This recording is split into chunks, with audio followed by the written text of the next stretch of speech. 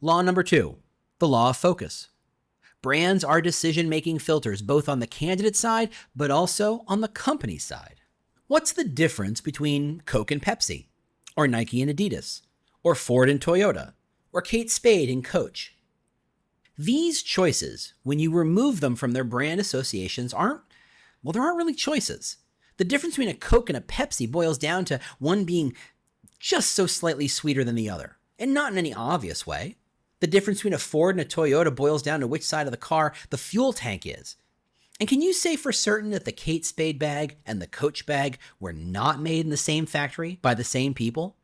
Branding as a concept originated when the world moved from a local agrarian economy where you knew the blacksmith and the barrel maker and the guy who sold you a horse, whatever one calls that job.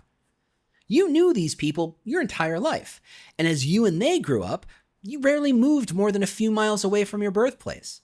And this meant you knew their parents and you knew their kids, so if they sold you a bad horseshoe or a sick horse to put it on, it was in everyone's best interests to find a solution. If the blacksmith didn't make it right, the whole town would know in a heartbeat, and their reputation would be destroyed. Thus, they were incentivized to create quality goods. Now, as the Industrial Revolution moved through, suddenly you didn't know the person making your barrel. In fact, it was a team of nameless unknown folks in a factory who built it. So since you no longer had any connection to the people who built a thing, how would you know it was good? By applying a brand to their work, the company was saying, if you bought this before and liked it, chances are you'll like this new thing too. The brand became their reputation. But as brands became more prominent, brands were not just indications of quality, but an indication of perspective. Buy my horse if you want the best and are willing to spend a little more. Buy their horse if you don't need a top-of-the-line horse. The brand indicated for whom the products were built. Brands became filters, a way to help people choose. If you're buying a shirt and you're looking to keep up with fashion, buy their shirt. But if you don't believe in unnecessary decoration, buy my shirt. Oh, you're picking your newspaper? Well, if you support the monarchy, read that newspaper. And if you support a more democratic regime, read ours. You end up choosing the brand that best fits you and ignore the brands that don't align with your needs and your beliefs. In employer branding, this means communicating who you are for. Are you for the salesperson who likes to work autonomously? Or the one who likes to collaborate as part of a team? Are you for the recruiter who prefers a high salary and small bonus? Or the one who wants a smaller salary but with a larger potential bonus? Are you for the developer who has to work on the latest and greatest? Or the developer who likes working in an environment where you're encouraged to do thoughtful, elegant work?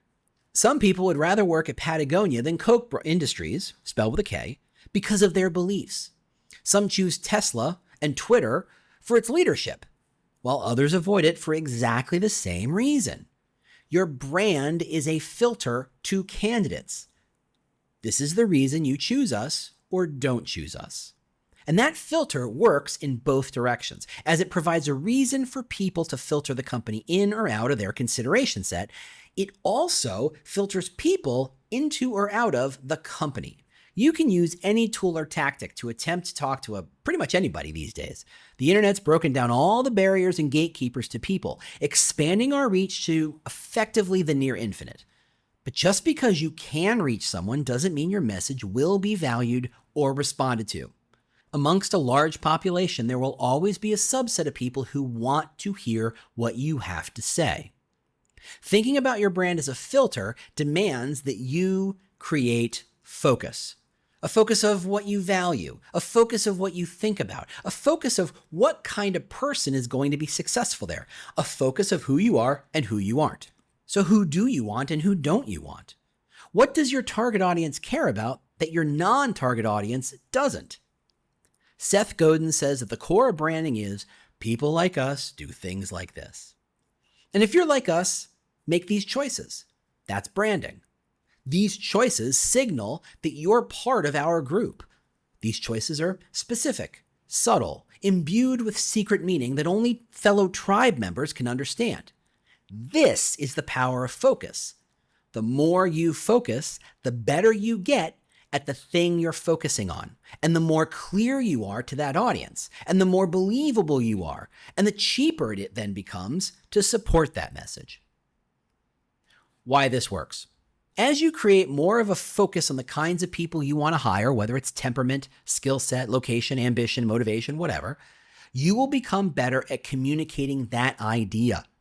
Talk about the ins and outs of modern nursing every day for 3 months, and you'll realize that you're peeling an onion on a nurse's work experience. You're getting past the obvious platitudes into the stuff that only nurses say to each other. You start by talking to healthcare professional types, but in time, you start to realize that you're really wanting to talk to nurses working in small hospitals in North Florida. You aren't talking to a broad set of new nurses, but rather the nurses who just graduated from Loyola in the middle of their class, the kind who didn't get great grades because nursing wasn't something that just made sense to them, but was more of a craft, something they needed to work on every single day. That's focus. Think about how some of the world's greatest writers write. Here's the beginning of A Farewell to Arms by Ernest Hemingway. In the late summer of that year, we lived in a house in a village that looked across the river and the plain to the mountains. In the bed of that river, there were pebbles and boulders, dry and white in the sun, and the water was clear and swiftly moving and blue in the channels. He didn't write, "It was pretty hot that summer we lived near a river." The first paints a picture using specifics. The second conveys broad strokes at best. The more you write, the deeper you dig towards something more meaningful, something more real. You write your way into their world, creating an audience that sees you not as an interloper looking to sell them something, but as a member of the community. And this creates credibility that you simply cannot buy. Where this falls apart. The value and power of this filter only comes into play when the brand is crystal clear on who or what it wants in the filter and who it wants to filter out. Arbitrary focus is not useful. It starts when you truly understand what your company is about, the attributes and behaviors it rewards, and who it isn't built for. Examples. The Ritz-Carlton Hotel has hands down one of my favorite employer brand messages. And turns out it's actually their consumer marketing message as well. That line is, "We are ladies and gentlemen serving ladies and gentlemen." They aren't looking to hire experienced hospitality staff or maids with a can-do attitude or housekeepers with 3 to 5 years experience. This is a brand that knows who they are, why they are, and how they are. And they are drawing a very clear line between people who would be a good fit and people who would not. And they did it in a simple, short sentence.